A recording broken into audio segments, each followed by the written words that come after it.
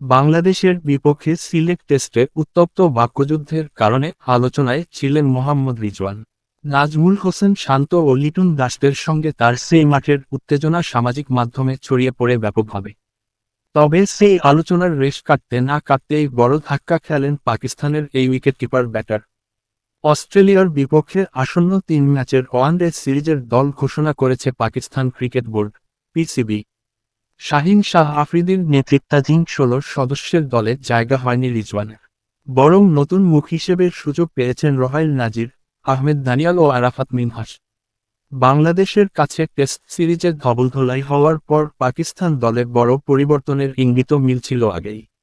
সেই পরিবর্তনের সবচেয়ে বড় চমক হয়ে এসেছে রিজওয়ানের বাদ পড়া। উইকেট-রক্ষকের দায়িত্বে এবার দেখা যেতে পারে রোহাইল নাজিরকে।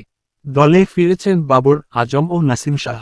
তবে ফখর জামান ও সাইম আইয়ুবদের আবারও বাইরে রাখা হয়েছে।